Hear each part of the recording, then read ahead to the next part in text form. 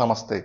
ആത്മീയപാതയിലൂടെ നടക്കുന്ന സമയത്തുണ്ടാകുന്ന 3 തരം പരീക്ഷണങ്ങൾ അല്ലെങ്കിൽ പ്രപഞ്ചം നമ്മൾ ഇനഫ് ഫിറ്റസ്റ്റ് ആണോ ഈ ഒരു ഹയർ സെൽഫിലേക്ക് ലെവലപ്പ് ചെയ്യുവാൻ എന്നതിനെ ടെസ്റ്റ് ചെയ്ത് നോക്കുന്ന, പരീക്ഷിച്ച് നോക്കുന്ന 3 വഴികളാണ് ഈ വീഡിയോയിൽ ഞാൻ വിശദീകരിക്കാനായിട്ട് ആഗ്രഹിക്കുന്നത്.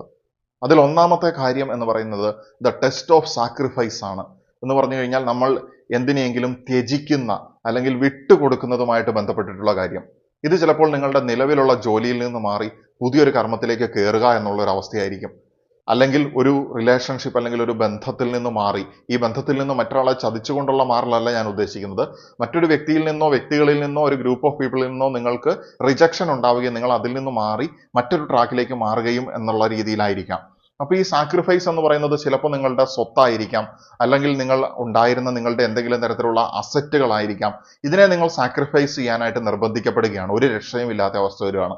പക്ഷെ ചില സമയങ്ങളിൽ ആളുകൾ സ്ട്രഗിൾഫുൾ ആയിട്ട് അതിൽ കടിച്ചു തൂങ്ങി കിടക്കാറുണ്ട്. ഇപ്പൊ ഉദാഹരണം പറഞ്ഞു കഴിഞ്ഞാൽ, ഒരു ജോലിയിൽ നിന്ന് മാറണം എന്നുള്ള ശക്തമായിട്ടുള്ള ലക്ഷണങ്ങൾ മുൻപൊരു വീഡിയോയിൽ ഞാൻ വിശദീകരിച്ചിട്ടുണ്ടായിരുന്നു. ജോലിയിൽ നിന്നും അല്ലെങ്കിൽ കർമ്മ മേഖലയിൽ നിന്ന് മാറുന്നതിന്റെ ലക്ഷണങ്ങൾ എന്തൊക്കെയാണ് എന്നുള്ളത്, പ്രപഞ്ചം കാണിച്ചു തരുന്ന അടയാളങ്ങളെ കുറിച്ച്. അപ്പൊ ഇതെല്ലാം പ്രത്യക്ഷമാവുകയും പക്ഷേ ആ ഒരു സാഹചര്യത്തിൽ കടിച്ചു തൂങ്ങി കിടക്കുകയും ചെയ്യുകയാണ്. മാറാനായിട്ട് സാധിക്കുന്നില്ല. കാരണം ആൻസൈറ്റി ആണ്. ട്രഡീഷണൽ ആയിട്ടുള്ള എൻ്റെ ആ ജോലി പോകുക എന്നുള്ള ഭയമാണ്.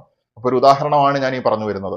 അതായത് ഈ സുഹൃത്തിന് ജോലി സ്ഥലത്ത് നിന്ന് മാറുകയും വേണം, പക്ഷെ അതിൽ കടിച്ചു തൂങ്ങി കിടക്കുകയാണ്. പക്ഷെ അദ്ദേഹം ഒരു ദിവസം തിരക്കിട്ട് ഈ ജോലി സ്ഥലത്തേക്ക് പോകുന്ന സമയത്ത് അദ്ദേഹത്തിന് ഒരു ആക്സിഡന്റ് ഉണ്ടാവുകയും ലോങ് ടൈമിൽ റെസ്റ്റ് പറയുകയും ഭാഗ്യവശാൽ അയാൾ ആ റെസ്റ്റിന് ശേഷം ആരോഗ്യത്തോടെ തിരിച്ചെത്തുകയും ചെയ്തു.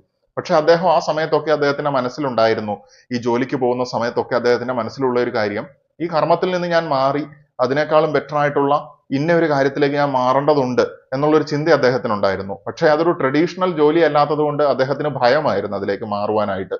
ഈ ഭയം കൊണ്ടാണ് അദ്ദേഹം പഴയ ജോലിയിൽ തുടർന്നുകൊണ്ടിരുന്നതും അങ്ങനെ ആ ജോലിക്ക് പോകുന്ന സമയത്താണ് ഈ അപകടം ഉണ്ടാകുന്നതും. അപ്പോൾ ഈ ടെസ്റ്റ് പ്രപഞ്ചം അദ്ദേഹത്തിന് ഫോഴ്സ്ഫുൾ ആയിട്ട് അദ്ദേഹം ആ സാഹചര്യത്തിലേക്ക് എത്തിച്ചേർന്നു. എന്നാൽ ചില ആളുകളാണെങ്കിൽ വീണ്ടും അവിടെ കടിച്ചു തൂങ്ങി നിൽക്കുന്ന ഒരു അവസ്ഥ ഉണ്ടായിരിക്കും. ഒരു അപകടത്തിന് വേണ്ടി ഇയാൾ കാത്തു നിന്നെങ്കിൽ ചിലർക്ക് ആദ്യം തന്നെ പ്രപഞ്ചം നൽകുന്ന അടയാളങ്ങൾ എന്തൊക്കെയാണെന്നുള്ളത് നോക്കിയതിന് ശേഷം കർമ്മ മേഖലയിൽ നിന്ന് മാറി പുതിയ കർമ്മം ചെയ്യാനായിട്ടുള്ള സമയമായിട്ടുണ്ടോ എന്നോ അല്ലെങ്കിൽ ഇപ്പോഴുള്ള അവസ്ഥയിൽ തുടരണമെന്നോ ഉള്ളത് മനസ്സിലാക്കാനായിട്ട് സാധിക്കും. ഈ ഒരു അണ്ടർസ്റ്റാൻഡിങ് കിട്ടിക്കഴിഞ്ഞിട്ടുണ്ടെങ്കിൽ നമ്മൾ എന്താണോ നമ്മൾ ത്യജിക്കേണ്ടത് അതിനെ നമ്മൾ ത്യജിച്ച് മുന്നോട്ട് പോവുക എന്നുള്ളതാണ്. ചിലപ്പോൾ അതൊരു കുടുംബത്തിൽ നിന്ന് മാറി ഒരു ബ്രഹ്മചര്യത്തിലേക്ക് പോകുന്നതൊക്കെ ത്യാഗത്തിന്റെ പല രീതിയിലുള്ള വശങ്ങളാണ്. അല്ലെങ്കിൽ നമുക്കുണ്ടാകുന്ന ചെറിയ തുച്ഛമായിട്ടുള്ള ഇൻകത്തിൽ നിന്ന് നമ്മൾ മറ്റുള്ളവർക്ക് ഒരു ഹെൽപ്പ് ചെയ്യുന്നുണ്ടെങ്കിൽ അതും ത്യാഗത്തിന്റെ ഒരു വശമാണ്. അത് കരുണയും ഉണ്ട് അതിന്റെ ഒരു മറുവശത്ത്. അപ്പൊ ഇങ്ങനെയുള്ള സാഹചര്യങ്ങൾ സാക്രിഫൈസ് ചെയ്യാനായിട്ട് നമ്മൾ വില്ലിങ് ആണ് എന്നുള്ളതാണ് പ്രപഞ്ചം ടെസ്റ്റ് ചെയ്യുന്നത്. നിർബന്ധിതമായിട്ടുള്ള ഒരു കോൾ ആണെന്നുണ്ടെങ്കിൽ പ്രപഞ്ചം അതിലേക്ക് നമ്മളെ പുഷ് ചെയ്യുകയും അതിനെയും നമ്മൾ ഓവർകം ചെയ്തിട്ടുണ്ടെങ്കിൽ നമ്മൾ സ്പിരിച്വൽ ഗ്രോത്തിന്റെ അടുത്ത തലത്തിലേക്ക് ഉയരുകയും ചെയ്യും. ഹയർ സെൽഫിനെ റിയലൈസ് ചെയ്യാനും ഈ സ്പിരിച്വൽ ഗ്രോത്ത് എന്ന് പറയുന്നത് കംപ്ലീറ്റ് ആയിട്ടുള്ള ഗ്രോത്ത് നമുക്ക് അവിടെ സാധ്യമാവുകയും ചെയ്യും. സ്പിരിച്വൽ ഗ്രോത്ത് എന്നതുകൊണ്ട് ഞാൻ ഉദ്ദേശിക്കുന്നത് ആത്മീയമായിട്ടുള്ള വളർച്ച മാത്രമല്ല, മാനസികവും ശാരീരികവും ഭൗതികവുമായിട്ടുള്ള എല്ലാ കാര്യങ്ങളിലുമുള്ള വളർച്ചയാണ്. നെക്സ്റ്റ് തിങ് ഈസ്, നമുക്ക് വേണ്ടതെല്ലാം പ്രപഞ്ചം തരുന്നു. നമ്മൾ ബെറ്റർ ആയിട്ടുള്ള ഒരു അവസ്ഥയിലേക്ക് പ്രപഞ്ചം നിഷ്കർഷിച്ചിരിക്കുന്ന കർമ്മമാണ് ചെയ്തുകൊണ്ടിരിക്കുന്നത്. ആ കർമ്മത്തിന്റെ ഫ്രൂട്ട്സ് നിങ്ങളുടെ മുന്നിലേക്ക് എൻജോയ് ചെയ്യാനായിട്ട് പ്രപഞ്ചം വെച്ച് നീട്ടുമെന്നുള്ളതാണ്. ആ കർമ്മത്തിൽ നിന്ന് കിട്ടുന്ന ചെറിയ ചെറിയ ബെനിഫിറ്റ്സ് അല്ലെങ്കിൽ ഫലങ്ങൾ ഷോർട്ട് ടൈമിൽ കിട്ടുന്നത്, അല്ലാതെ ലോങ് ടൈമിൽ അതിൽ നിന്ന് വരാൻ പോകുന്ന ഒരു എയിം നിങ്ങളിലേക്ക് എത്തിയിട്ടുമില്ല.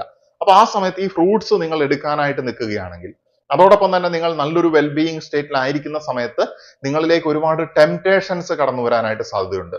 അല്ലെങ്കിൽ നിങ്ങൾ ചെറിയൊരു പ്രോബ്ലത്തിൽ നിൽക്കുന്ന സമയത്ത് ഇന്ന കാര്യങ്ങൾ ചെയ്തു കഴിഞ്ഞാൽ നിങ്ങൾക്ക് ഇന്ന വിജയം കിട്ടും എന്നുള്ള രീതിയിലുള്ള ടെംപ്ടേഷൻസ്, എന്നാൽ അത് ശരിയായിട്ടുള്ള കാര്യവുമല്ല. ഇത്തരത്തിലുള്ള പ്രലോഭനങ്ങൾ എന്ന് പറയുന്നത് വളരെ പ്രധാനപ്പെട്ട ഒരു യൂണിവേഴ്സൽ ടെസ്റ്റിങ്ങിന്റെ ഫോമാണ്. നമ്മൾ ഏകദേശം 5000 വർഷങ്ങൾ പുറകോട്ട് പോവുകയാണെങ്കിൽ ഗൗതമ സിദ്ധാർത്ഥ ബുദ്ധന് പ്രലോഭനങ്ങൾ ഉണ്ടായിരുന്നതായിട്ട് നമുക്ക് കാണാനായിട്ട് സാധിക്കും. അതുപോലെ തന്നെ ജീസസ് ക്രൈസ്റ്റിന്റെ കാലഘട്ടത്തിലേക്ക് പോവുകയാണെങ്കിൽ അദ്ദേഹവും ഒരുപാട് പ്രലോഭനങ്ങളെ അതിജീവിച്ചത് കൊണ്ടാണ് അദ്ദേഹം അസെൻഷനിലേക്ക് പോകുന്നത് എന്നുള്ളത് മനസ്സിലാകും. So you will also have these type of പ്രലോഭനങ്ങൾ അല്ലെങ്കിൽ ടെംപ്ടേഷൻസ് ഉണ്ടാകുന്നുള്ളതാണ്. അവർക്കൊക്കെ വലിയ ടെംപ്ടേഷൻസ് ഉണ്ടായി, നമുക്ക് ചെറിയ ടെംപ്ടേഷൻസിനെ പോലും അതിജീവിക്കാൻ പറ്റാത്ത അവസ്ഥയിലാണ് നമ്മളുള്ളത്. പക്ഷേ ഇതിനെ അതിജീവിക്കുന്ന സമയത്ത് മാത്രമേ നമുക്ക് നെക്സ്റ്റ് ലെവലിലേക്ക് ഉയരുവാനായിട്ട് സാധിക്കുള്ളൂ. അതിനു വേണ്ടിയിട്ടാണ് നമ്മുടെ മുന്നിൽ പ്രലോഭനങ്ങൾ പ്രത്യക്ഷപ്പെടുന്നത്. ആദ്യം പറഞ്ഞിട്ടുള്ള സാക്രിഫൈസിൽ നിങ്ങൾ വിജയിച്ചു, പ്രലോഭനങ്ങളെയും നിങ്ങൾ അതിജീവിച്ചു എന്നുണ്ടെങ്കിൽ അടുത്തതായിട്ട് നിങ്ങളുടെ പേഷ്യൻസ് അല്ലെങ്കിൽ ക്ഷമയെ ആയിരിക്കും പരീക്ഷിക്കാനായിട്ട് പോകുന്നത്. ഈ പരീക്ഷണങ്ങൾ ഇങ്ങനെ ഓരോ സ്റ്റെപ്പായിട്ട് വരും എന്നല്ല ഞാൻ പറയുന്നത്. ഇത് മനസ്സിലാക്കാൻ വേണ്ടിയാണ് ഞാൻ സ്റ്റെപ്പ് ബൈ സ്റ്റെപ്പ് ആയിട്ട് പറയുന്നത്. നെക്സ്റ്റ് മൂന്നാമത്തേതായിട്ടുള്ള ഘടകമാണ് പേഷ്യൻസ് എന്ന് പറയുന്നത്.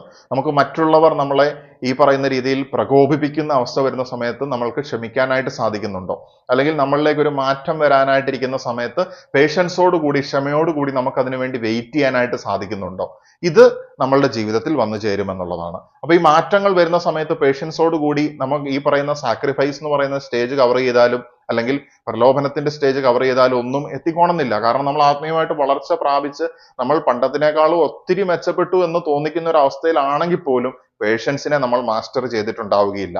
So patience is very important എന്നുള്ളതാണ്. ദേഷ്യത്തിനെ കോപത്തിനെ നിയന്ത്രിക്കുന്നതിൽ ഏറ്റവും കൂടുതൽ നമുക്ക് കാര്യങ്ങൾ പറഞ്ഞു തന്നിരിക്കുന്ന ആളാണ് ബുദ്ധിസ്റ്റ് സ്കൂൾ ഓഫ് തോട്ടിൽ നിന്നുള്ള ഗൗതമ സിദ്ധാർത്ഥ ബുദ്ധനും അദ്ദേഹവുമായിട്ട് ബന്ധപ്പെട്ടിട്ടുള്ള ജാപ്പനീസ് ഫോം ഓഫ് ബുദ്ധിസമായിട്ടുള്ള സെൻ ഗുരുക്കന്മാരും ഒക്കെ. അപ്പൊ നമ്മൾ ഈ ക്ഷമ എന്ന് പറയുന്നത്, പേഷ്യൻസ് എന്ന് പറയുന്നത്, ദേഷ്യത്തിൽ നിന്നായാലും അല്ലെങ്കിൽ ഈ കാത്തിരിപ്പിന്റെ ക്ഷമയാണെങ്കിലും ഈ രണ്ട് പേഷ്യൻസും നമ്മൾ മാസ്റ്റർ ചെയ്തിട്ടുണ്ടായിരിക്കണം. ഈ മൂന്ന് രീതിയിൽ പ്രപഞ്ചം നമ്മളെ ടെസ്റ്റ് ചെയ്യും എന്നുള്ളതിൽ യാതൊരു സംശയമില്ല ആത്മീയ പാതയിലൂടെ നടക്കുന്ന സമയത്ത്. പക്ഷെ ഇത് മനസ്സിലാകാത്ത ആളുകൾ ഈ പ്രലോഭനങ്ങളിലൊക്കെ വശംവദരായി അതിൽ വീണു പോവുകയും ചെയ്യും. അല്ലെങ്കിൽ ഈ സ്റ്റേജസ് പേഷ്യൻസിനെ കവർ ചെയ്യാൻ പറ്റുന്നില്ല, സാക്രിഫൈസ് ചെയ്യാൻ ഒന്നും സാധിക്കുന്നില്ലാത്തുള്ള അവസ്ഥ വരുമ്പോൾ അവർ സ്റ്റാഗ്നേഷൻ പിടിച്ച് സ്റ്റക്കായിട്ട് ആ ഉണ്ടായിരുന്ന സ്റ്റേജിൽ തന്നെ നിൽക്കും. അവർക്ക് മൈൻഡ്, ബോഡി, സ്പിരിറ്റ് അതുപോലെ എൻവയോൺമെന്റൽ ലെവലിലുള്ള ഒരു അസെൻഷൻ അല്ലെങ്കിൽ ഒരു ഡെവലപ്മെന്റ് സാധ്യമാകുന്നില്ല എന്നുള്ളതാണ്. സോ നിങ്ങൾ ഇത് മനസ്സിലാക്കുക.